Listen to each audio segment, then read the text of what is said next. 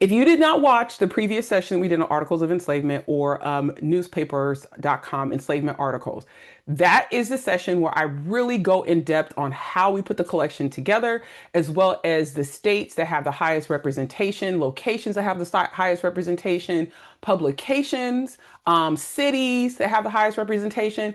And I want to also kind of point out as well, a publication location may not necessarily be a most mentioned location, because where a newspaper was published is one thing, but the locations mentioned within the article could be in other spots. So juxtaposing those locations makes a huge difference. Okay, so don't just think if a place like Savannah, Georgia is in the top 10 locations, but then you don't see it on the publication list that it might not be there. No, that's not true, and vice versa. So I want to qualify that. Also, it's just two article types at present. So that's auctions and runaway slave ads. Does that mean that that is every article that was mentioning enslaved people is in this collection currently? No, there are several different article types. When we put it together and when we pushed it out to you to make it available, those are the only two that are in there right now. Is this international? No, this is US based for now. Again, keep using the collection. Keep finding things. The more you all use it, the more we can invest in time and talent into bolstering it up. This year is the year that we've had our second update on it. So if you continue to use it, we'll continue to keep pushing out more. Let's see. So we talked about publication locations. Again, some of the locations that have the highest number of articles include New Orleans, Vicksburg, Charleston, Richmond. These are all places within the collection that are representative of the slavery system in the United States, the slavery economy, where the largest slave markets were. And so you got to think about that as well. Additionally, these are articles you'll notice with the date of the collection. It says pre-1880. And some of you may be like, but slavery ended in 1865. Why is it that? There may be articles within the collection that talk about enslaved people that were after that point. One of the things I think I might have hit on with the first session that we did was that I noticed that there were articles that were advertising enslaved people after slavery technically was over. Like, I've seen ads and things in the paper that was after slavery was over. So again, it's just, this collection just brings to light so many things. So what we're going to focus on today is, it's one thing to have knowledge that the collection exists. And this could be articles of enslavement, or it could be anything, 1950 census, or one of my personal favorite newly released collections, the Louisiana births. If anybody is researching the state of Louisiana and you have not used Louisiana births from, I think it's 1911 to 1923, and I'm not talking about an index, I'm talking about the actual certificates. If you have not been using that, let me ruin your nights and weekends. Please be in there. Even if it's just to research potential connections to DNA matches, you're trying to, help someone construct a family tree. Please, please, please. Yes, yes. Louisiana births. Now, someone in the chat said, wait a minute, I'm researching Louisiana, but you said, wait, what are you saying? Listen to me. It's not an index. It's the actual certificates from 1911 to 1923. Not an index. Because we know in an index, it'll have mom, maybe it'll have the name of the child, gender, date, maybe the county will be in an index. Sometimes in an index, you get the parents' names. Oh, no, no, no. What I'm talking about specifically with this is the actual certificates. These certificates are available in Louisiana from 1911 to 1923. They are on the site. They've been there for more than 2 weeks. And if you are researching that state, listen, you already know this is a gold mine for us. I have found stuff in my family that I had seen certificates I'd never seen. I had gotten information I did not have had I not had those birth certificates. And I'm still chiseling my way through them because it's so many. Now, someone asked if this is available for New Jersey. I haven't seen New Jersey births available, but here's the thing: just because you if you're trying to find birth information for someone, and this is great for the context in which we're talking about today. If you're trying to find birth information, you don't necessarily need a birth index. You can use things like the Social Security Applications Index, which is it's an index generated from what people put on their Social Security applications. You can look at Social Security Death Index. You can use the census as a guide. Let's say, they're consistent for the state, but you want to know the exact location. You could kind of compare the census, general vicinity information, where they're living on a respective census, maybe the earliest one you find someone on, and then maybe go and see if their obituary corroborates that information and gives you exact location. Obituary in the newspaper, or even a funeral program. You don't necessarily need to have a birth index or a birth certificate in order for you to validate where someone was born. Are there birth records available for North Carolina and Kentucky? There's birth records available for every state. The question is whether or not they are accessible and who has access to those. In particular, some states provide a portal for you to go on and do searching for genealogy. I talked about Oklahoma.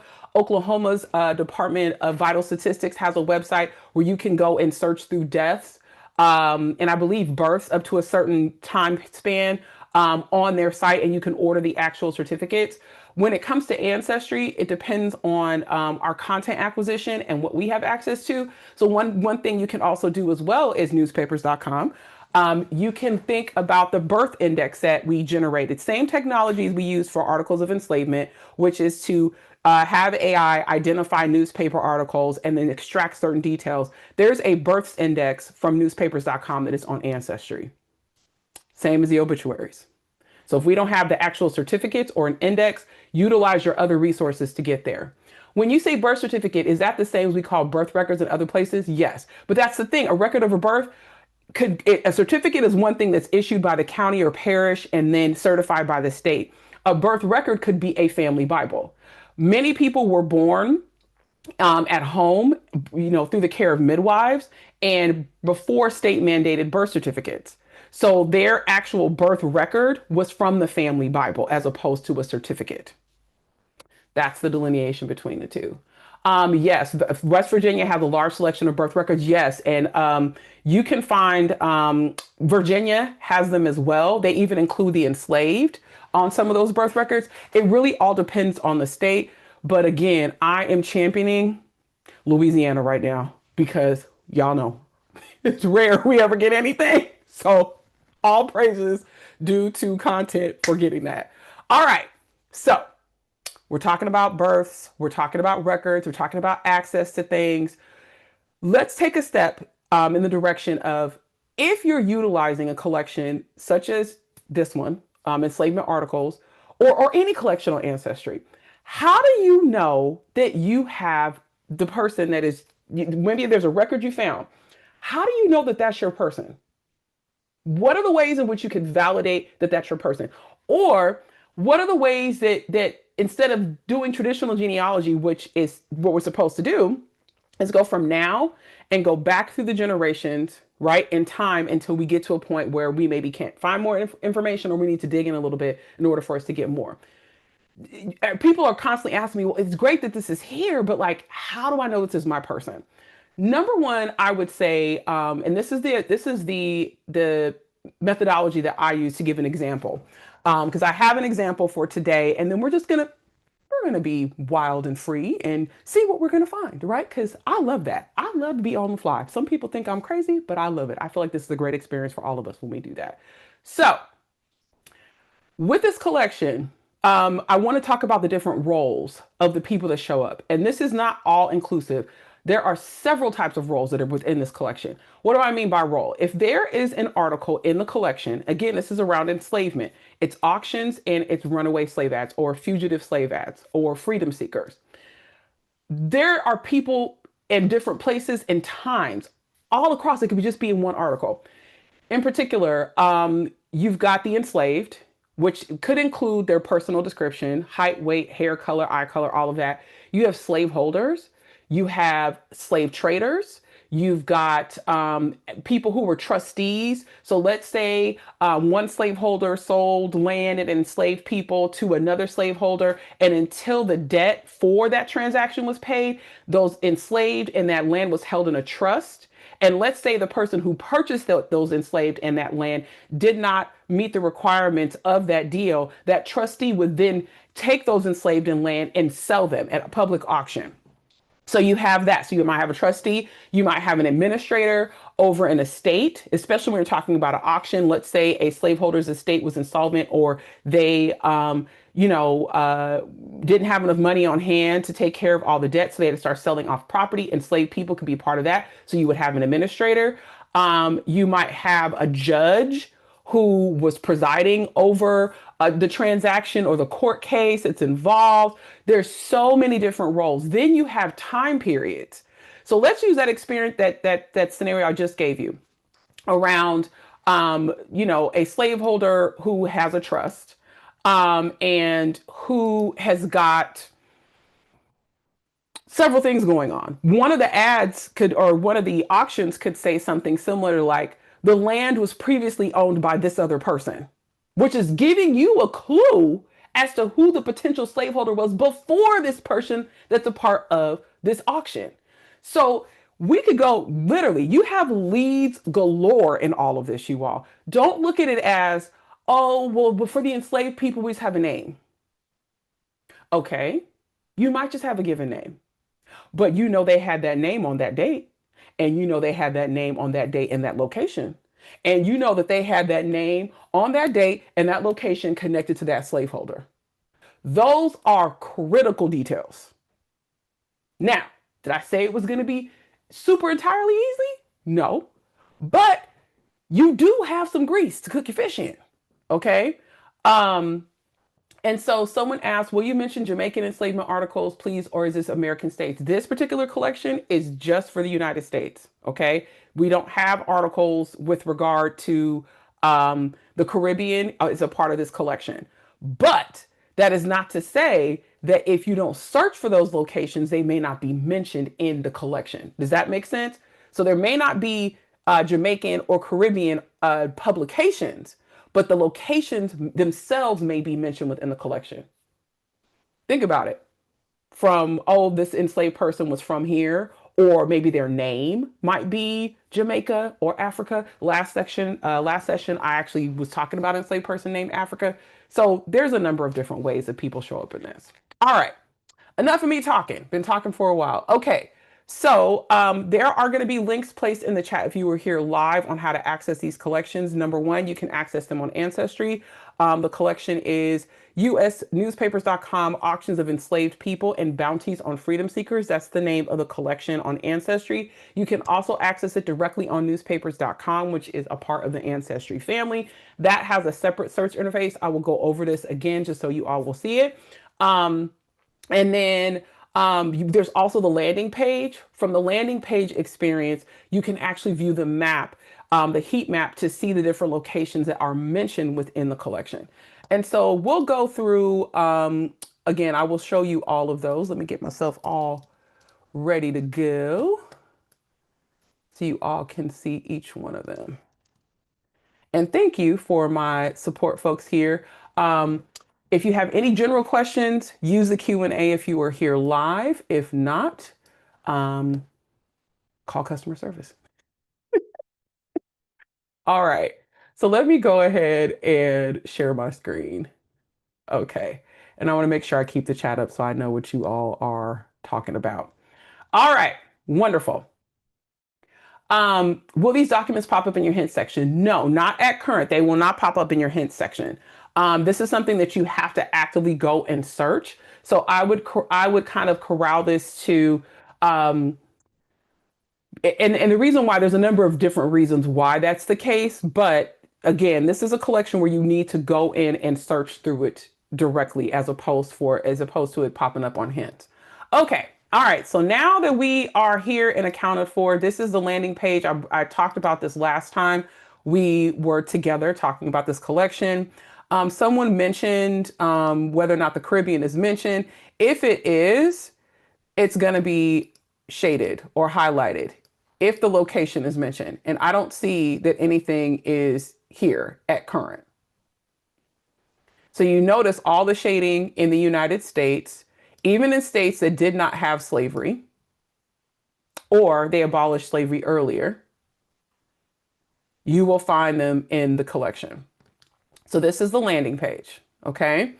Now, articles of enslavement on newspapers.com.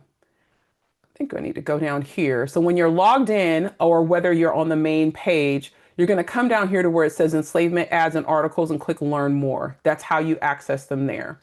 And then you can go by location and date. You can just explore, or you can browse by common words. You can even look at the location and the year range. So those are all the states that are there, as well as select the different article types, age, gender identity, race, height of the person, their skills and abilities, their role, and by location. That's also there, as well as other keywords. Someone mentions my great great grandfather's name seems to come from the slave owner. How do I find his African name? That's a great question. If a enslaved person took the name of took the name of a slaveholder, we can't make an assumption that it's the last person when slavery ended. The reason why is because enslaved people change hands multiple times generally. Sometimes they may be enslaved by the same family, but let's say an enslaved person is bequeathed or given to the daughter of an enslaver. Well, if that daughter marries someone else, those enslaved people go to you know what I mean? They're going to go to a different surname. So even though it's the same family, it's a possibility that it could have multiple surnames associated. So the question is, that was really the question. The thing that you have to figure out is, what is your ancestors' timeline like? Have you validated who the slaveholder is, and do you have the order of whoever enslaved them at a particular time? Meaning, the last one might have been a Smith, but one before that might have been a Lacey, and the one before that might have been a Johnson, the one before that, so that you know where the surname came from. The other thing is, you can't look at it from a paternalistic view, thinking that enslaved people took the names of their fathers. It's possible that they took the name from their mother's slaveholder, because enslaved children took on the disposition of their mother at birth, meaning that if I bore a child and I was enslaved, my child was enslaved when they were born. But if I was free when my child was born, my child would be free. So don't make an assumption, again, that an enslaved person, whether male or female, if they took a certain last name, that it came from their father's side. With regard to an African name, again, still the same process with timelines, and thinking about, where people were at a particular point in time.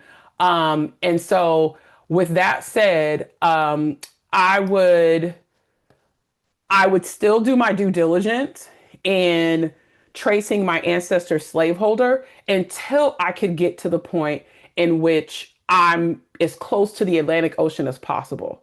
And then at that point, and I think I believe you saying, or I believe reading, that your family was from Louisiana. I think you mentioned earlier on this person that's here live, they mentioned that their family was from Louisiana, I think.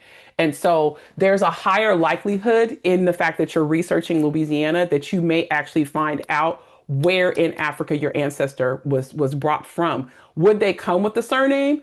Sometimes they did, sometimes they didn't. But generally speaking, when you start getting to the first 100 years of history in the state of Louisiana, usually, especially if you're talking about those South Louisiana parishes, those folks are going to have the recorded place in Africa that they were from.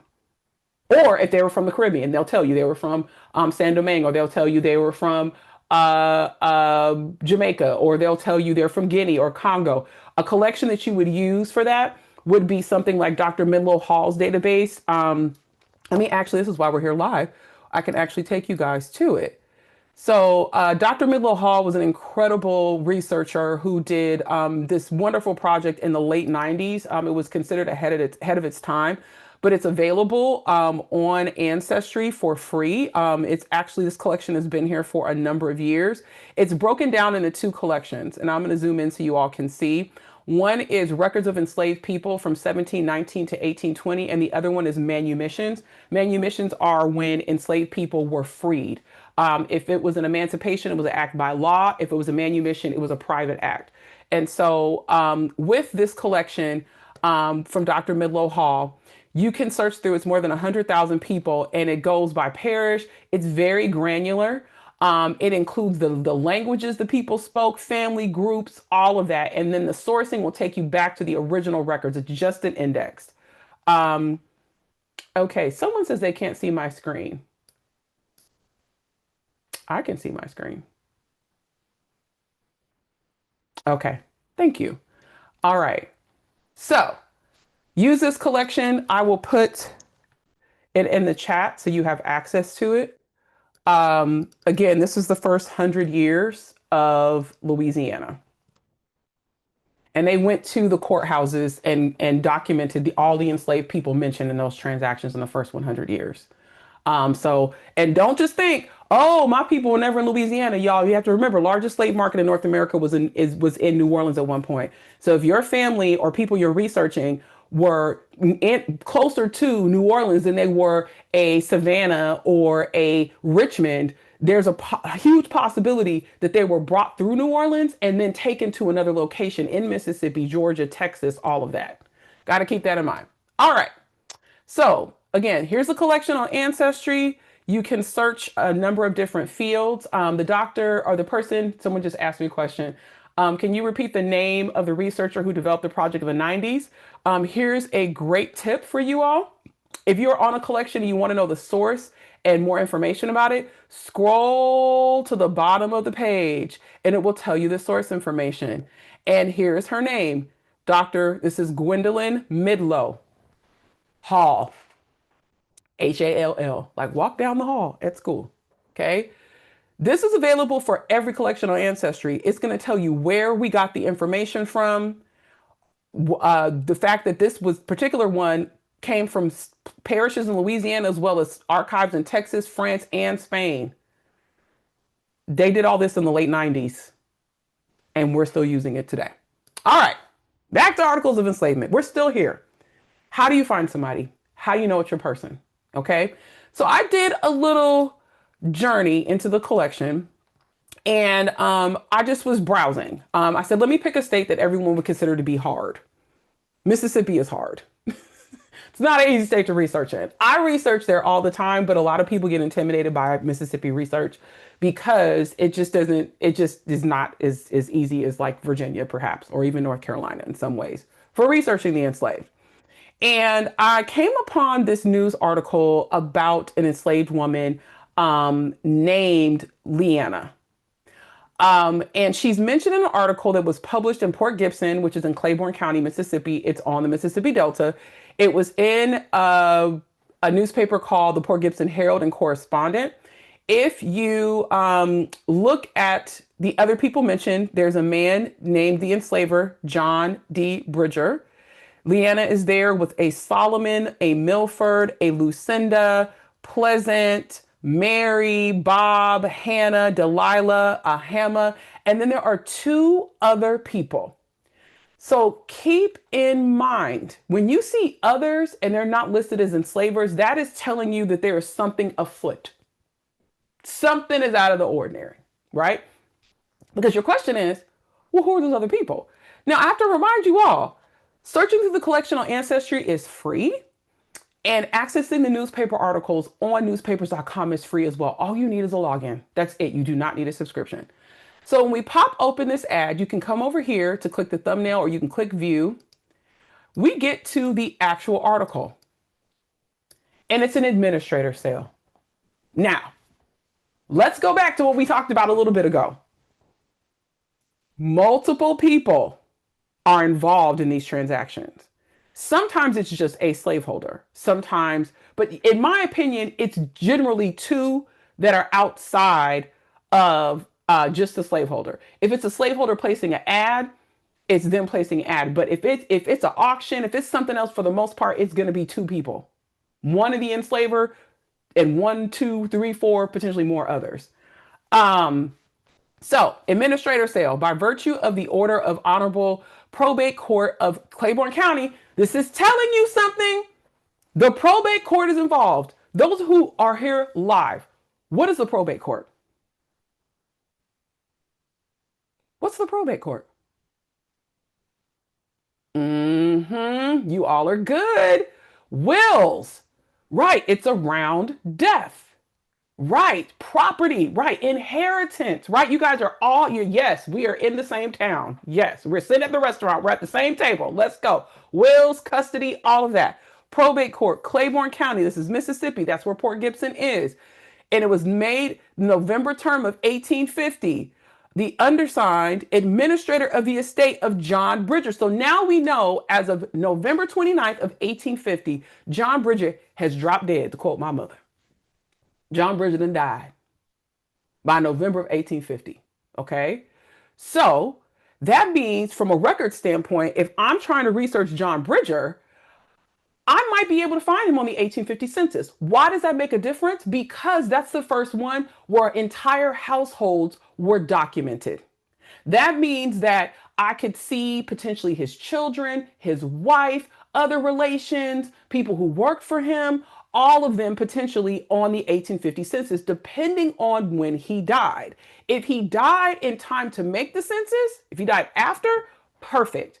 But even with me looking at the 1850 census, that 1850 doesn't list relationships to the head of household. So just because there's a woman in the household that could have been old enough to be his wife, that might not be his wife. It could be a sister. It could be a niece. It could be a number of different things. You still have to go through and vet the information. We haven't even gotten into the meat of this ad yet, and we're just in the first two lines. This is how you extract out and you pull leads. Okay, so let's keep going. We have an administrator involved. So it's probably one of those other two names we mentioned. They're telling us that on December 30th of 1850, so before New Year's Day, but after Christmas, on the premises formerly occupied by the said Bridger, now occupied by John Wells. Hold up. So they're telling us John Bridger didn't drop dead. He didn't drop dead before November 1850, that his administrator is selling property, that the place that he formerly lived is now being occupied by another person. To me, this signals they didn't have any money. They had to sell that land. That's what this is signaling to me. We're going to do it a public sale on a credit of 9 months. The stock of the said estate, and here's the thing, the stock, notice they didn't say the land. They said the stock, which includes horses, mules, oxen, cattle, sheep, hogs, farming utensils of every description, one ox wagon, corn, fodder, all the household and kitchen furniture, and etc. They did not say the land. Looks like John Wells got the land. But they are selling all these utensils and stock at 9 months credit. Also, so they're selling the stock on December 30th.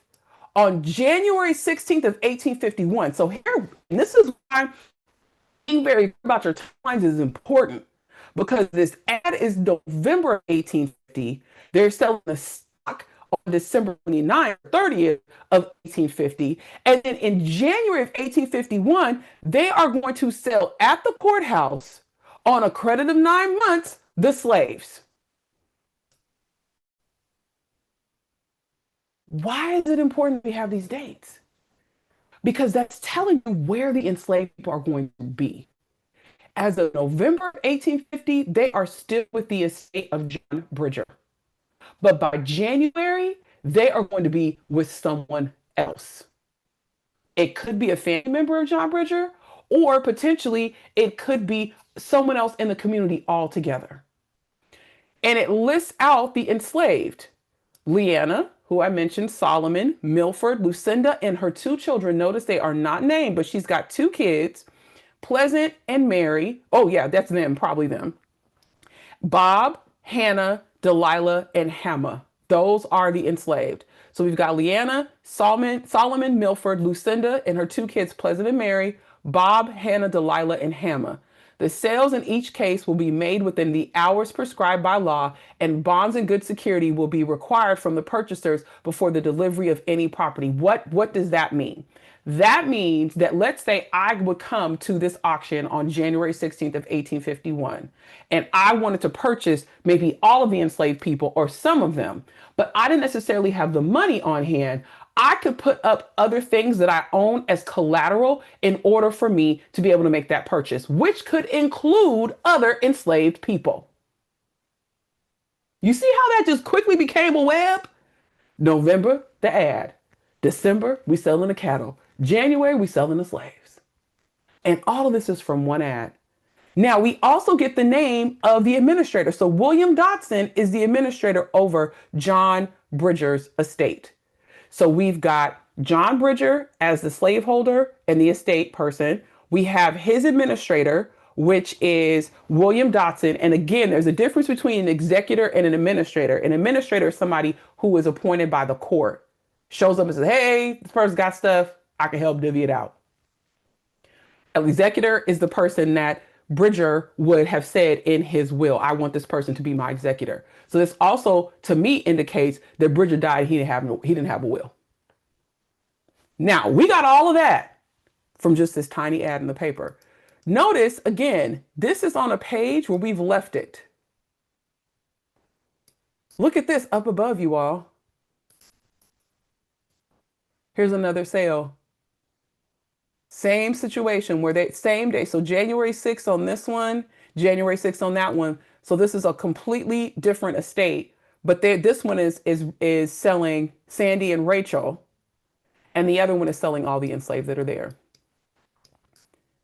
Look at this. William Dotson is the surviving executor of William Harmon. Same guy who was over John Bridger's estate. He has a citation up above. And let me come out so you all can see it.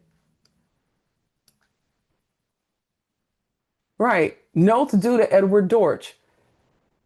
So here he is caught up in all kinds of court. Are there other resources, databases that I could use to track non-slaved, but in servitude or indentured servitude? Yes, some of those records are going to be most of the time they're going to be at the county or parish courthouse, or within court records, or even deeds where, or sometimes they have indenture books where they have all the indentures, contracts and things like that listed. All right. So now that we are back to this sale, the next thing I want to do is because this is an administrator sale, I want to look at the probate records for John Bridger. What is going on in his estate and what happens to these folks? So I did that. I pulled open his probate packet. And what you notice in here, and this is all on Ancestry. This is in Mississippi Wills and Probates, 1780 to 1982. This is in Claiborne County, Mississippi. And it gives the report of G.G. Torrey, J.B. Shelley, and Thomas Young, commissioners appointed to divide and allot the personal estate of the said decedent, which is John Bridger, having been,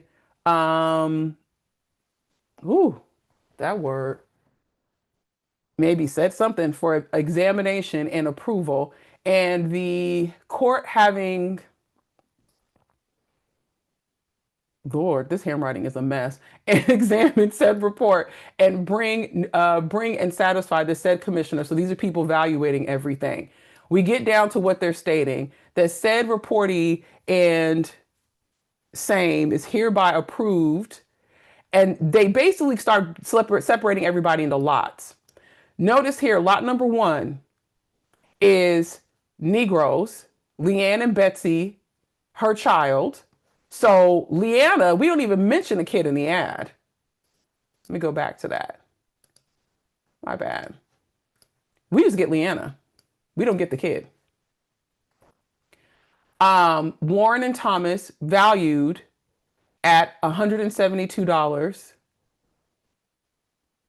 So they are in this lot. Then we go to the next page and a second lot with Harriet and child and Dick. Then we get a third lot, Albert, Emily, and Sally. Then a fourth lot. Notice these are none of the names of the enslaved that are part of this ad, you all. These are completely different people that are not a part of the ad.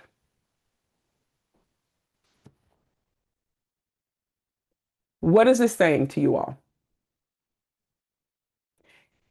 What it should be saying is that just because we have a list of enslaved who are here, and it appears that the estate is maybe insolvent or has too many debts, we can't assume that this is all the enslaved. Never make that assumption. Right. It's possible they were added later, or we had different, yes, sold before the ad, or divvied out before the ad. There's a whole lot of business that goes on in the probate packet that is separate from the will. So when you are looking at an estate or a probate, you need to be trying to go through that probate packet. Do not ever just relegate the probate to just the will. And some of you may be wondering, why in the world are we looking at the slaveholder's probate in order for us to find more information about the enslaved? It's because in order to find the enslaved and to track their lives as enslaved people, we have to follow the slaveholders. We have to follow the purchasers. They could have been rented out. There's a number of different things as to why we get these lots of enslaved people that aren't even a part of this ad. Jackson, Melvina, Selena, Preston. There's all these people, you all. They aren't even in the ad, but they're breaking them into lots. Why are they breaking them into lots? They're breaking them into lots so that if they need to sell them, they know how much money they're going to be able to get on that sale.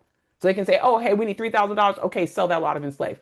And or, so if he has heirs, they can, if they want to divide the property they enslaved evenly, they can say, okay, we can give this lot to his son and this lot to his daughter and this lot to his other daughter. And then if there's a variance in price, we can have the other ones reimburse that third sibling or that third child for the amount that they didn't get. There's a lot of different reasons as to why this is the case. So if there's anything I want to point out here, it's you need to go through the probate packet, not just through the will, to find out exactly what was going on. Something else that I found with regard to this is note here, by the time we get to January 6th, remember that was the date. Why is it January 6th? I don't know. Sorry. That date just hit me. Um, January 6th of 1851, right? Here's the public sale. We're now in more records. These are court records. And it says to the Honorable A. Maxwell, who was the judge of the probate court, Claiborne County, undersigned acting administrator of the estate of John D. Bridger, deceased, reports that under and by virtue of the authority of an order that the Honorable Court, after having given due and legal notice of the time and place of the sale, that due and legal notice was the ad, okay? In Port Gibson Herald and Correspondent, isn't that the newspaper? Port Gibson Herald and Correspondent, check, okay?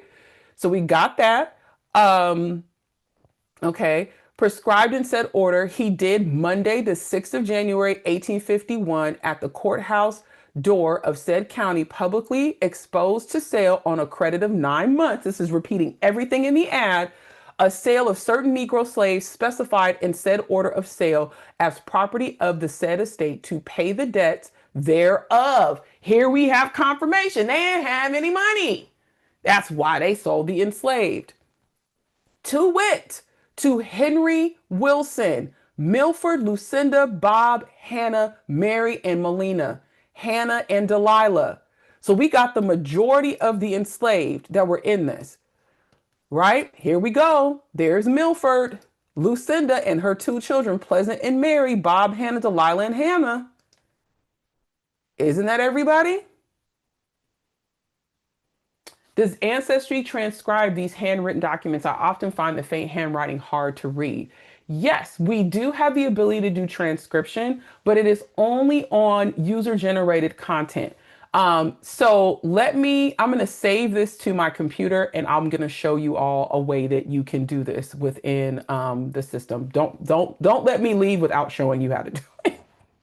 Okay.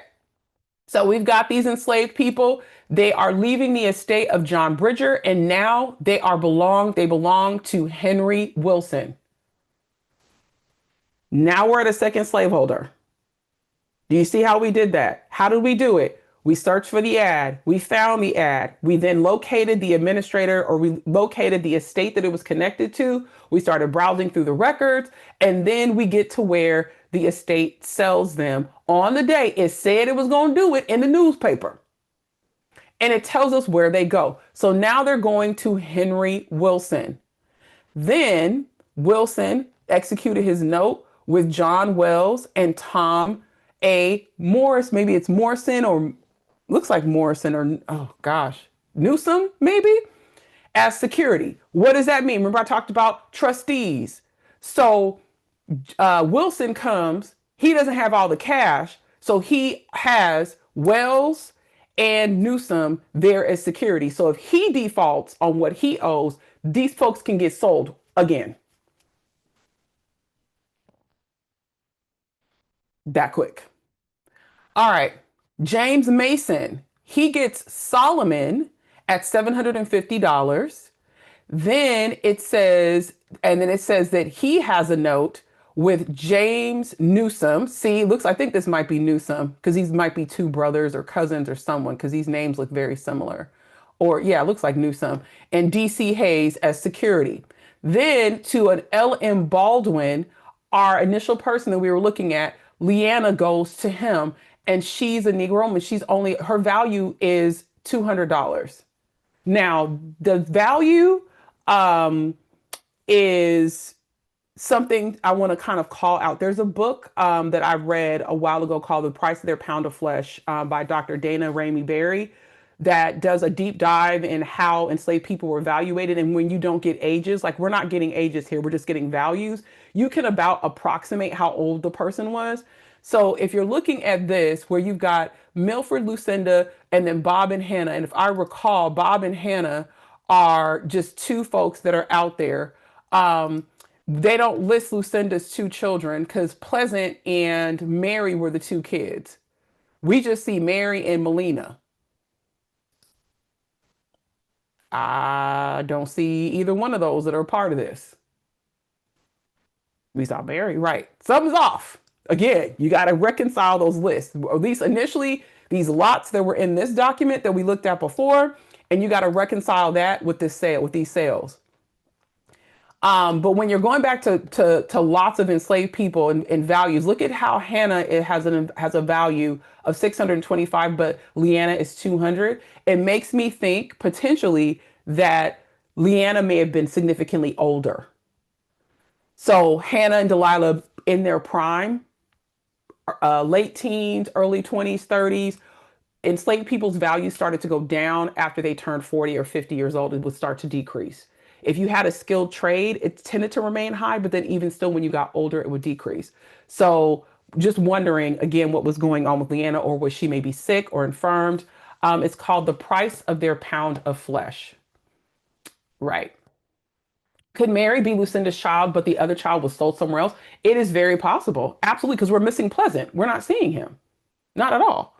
At least not here. We know clearly where these enslaved people end up. Now, since this is about 1851, we still have 10 years until the Civil War starts. And then we've got another 4 until we get to what's 10 and then, gosh, 19 years before we get to the 1870 census. So there's still some kind of, you know what I mean? There's still some kind of a, you just got to track them, if that makes sense. We have 19 years to account for before we get to the 1870 census. And even with that, right, you still have to trace these people. If we know they go to Wilson, does Wilson end up losing them, or does he maintain possession of them until 1865? Same thing with James Mason, and same thing with the LM Baldwin. We also have to reconcile, what does LM stand for? We're going to likely get to 1860 census. Could it possibly be that any of these slaveholders passed away before 1865? So then we're entering this process all over again, maybe not with an auction.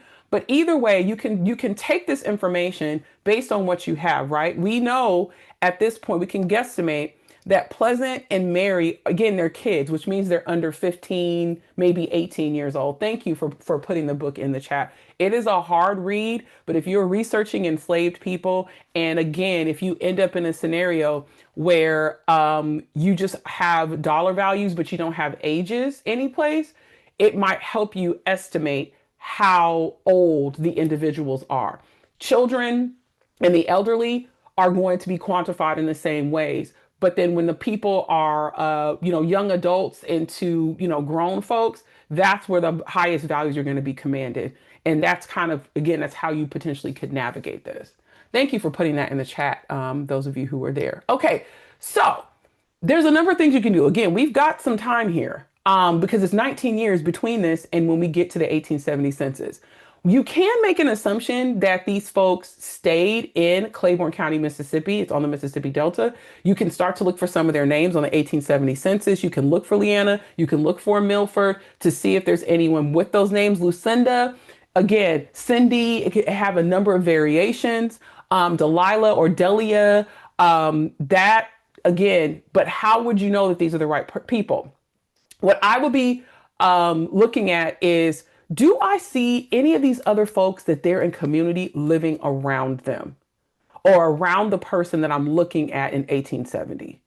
For instance, if I find a Milford, is there a Lucinda and a Robert or a Hannah living nearby or in the same household?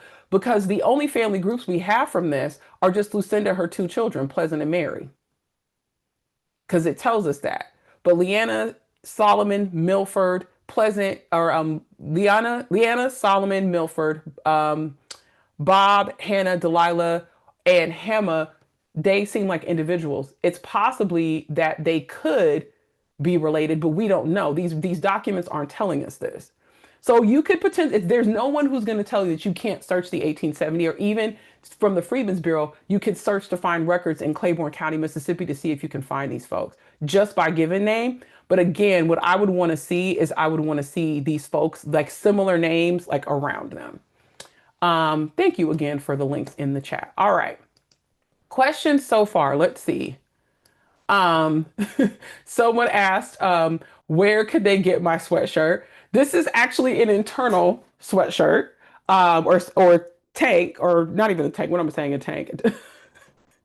T-shirt. It's for our History Makers program, which is our internship program.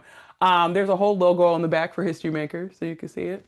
So this is something we have internally, but this is a great time to plug the Ancestry swag shop if you all have not heard about it. In particular, I love the swag shop because there's some new stuff that was added. And thank you to our colleagues who maintain this. I will share it with you all in the chat. And I'm not sure if anybody has ever shared this with you all, but I'm going to share it with you so you have it. You can buy all kinds of stuff there and customize it now as well. So with the new EB update or the new ethnicity update, we now have these really cute stickers that you can put on a water bottle or on a bag to match your experience or your respective regions in your DNA. You can also do it with a t-shirt. And I love the stickers. That's like my favorite thing I think we've come out with. You can also get stuff like the It's a Family Thing sweatshirts, t-shirts, bags, hats, all that kind of stuff. And you may have seen these t-shirts on us because we actually wear them at Roots Tech. Okay. Let's see. Someone asked for a transcript. There is a recording, so you'll be able to watch it live, or you'll be able to watch it on YouTube, so you can rewind it, fast forward, and pause to your heart's delight. Oh, someone said they had never heard of the never heard of the swag shop. They did. Okay. All right. So, and let me not forget about the translation tool. So let me go ahead and log in. Or I said translation. I meant transcription. That's how you should know that I'm getting older. I'm mixing up my words. I didn't forget. All right. So let me go in and grab something to translate or transcribe for you all. Okay. How would you suggest one find the plantation which a free slave came from? Did states have manumission records for all years before the Civil War? This is a great question. Okay, so before I get to transcribe and show you where that's at, manumissions, those again, courthouse, deed books, or they might have a manumission book. Or if you're looking in a place like Virginia, they have manumissions that are a part of a collection, such as Virginia Untold. That's a collection that we have on Ancestry, was newly added this year, where it's manumissions across the state of Virginia. Where it's an index, and then if you click on the actual link, it'll take you to the manumission, the actual record on the Library of Virginia website. So my suggestion is, if you're looking for manumissions, look at them at the local level, at the court, county, court, or parish level.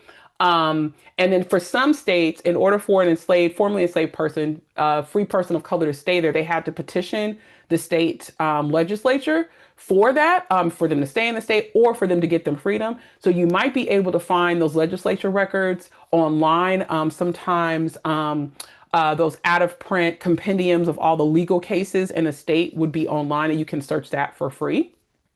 That's there as well. All right. What might be the reason six slaves were priced together and not individually? It could be that they were a family. They didn't want to break them up. That's a possibility. Or it's possible that that person just decided that they needed that amount of workforce where they were. There's a number of reasons. Sometimes it's hard to tell. Um, all right. Let me make sure I covered everything. I'm glad for this little small intimate group today. You all are the best. I'm going to go over into my tree and pull up a record so I can show you all transcribe. Oh, that was such a sweet comment. Someone said I hated history when I was in school. Wish you were there were teachers like you back then. Hey, I had some incredible teachers, especially US history. I will never forget. I had a teacher in high school that had us line all the desks up and we had to crawl underneath them like we were in the trenches in World War II. I will never forget that. Using your whole body. All right. So let me go into some of my user-generated content that I have on some of my ancestors so I can show you all how to use the transcribe. So I'm already, let me go ahead and do this really quick so I can show you all. Okay. So I'm already in something that a user-generated content, meaning it's something that I took a photo of or I have the actual document or whatever it is, and I uploaded it to the profile of my ancestor. Now, my colleagues are probably like, girl, no, you did not just show this and you don't have location. So let me put the location in. It's Wilkinson County, Mississippi. What kind of media is it? It's a document. And then if I wanted to put the transcription in here, I could, but let me save it so I can increase my score. I don't want the folks getting me like, Nika, yeah, you didn't. Yes, I did. Okay, now let me draw your attention over here. Y'all see this right here? Gotta ask you like my son. Do you see it? Do you see it, mommy? Yes. Okay, again, let me go back to my initial profile of my ancestor. I'm here, main profile. I'm going to the gallery. And I have a lot of user-generated content uploaded here for this person. I'm clicking on this slave list. Someone said, I have changed their life. Listen, I live to change lives and be a nights and weekends killer, keeping you up all night long, helping you find stuff. All right. So if we come over here on this left-hand side, zoom in and out in transcript, click that little transcript, and it transcribed it for me. That's all it did. Now, again, this is decent handwriting on this. This is a slave list. Moses, Patsy, Winnie, Felicia, Hetty, right? But it's a great little shortcut for you to come in. So I could come in, copy this. We'll ask you about the quality. I'll say it's okay. And then let me get out of here. And then if I want to go back to my description, I can come in and paste and add my transcription. Y'all didn't know that was there? Or have you all seen Face Match? Do you know what that is? That's when we go through your photos and look to see if there's another match on the website. Oh, look at me. Listen, don't be scared of this. Don't be scared of it. So I'll go back. I can choose, I don't know, an image of my grandfather, maybe. I think I have one saved of him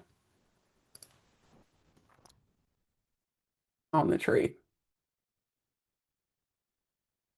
Same place, your gallery. So you can transcribe. See how it says transcribe this? Automatically change handwritten notes and letters into easy to read text. Oh, some of y'all didn't know this was here. These are with the paid subscription. Yes, you need that. So if I come over here again on this side into Face Match, I can draw this out and click face match. And it will identify potential people that look like my father or grandfather. And there's other trees, like this tree that I own. That's my tree. And all the other people who saved it. No, this is not, I don't think this is something that's available in library. You have to have a subscription for this. Would a person list their documents as public or private? It depends on the level of your tree.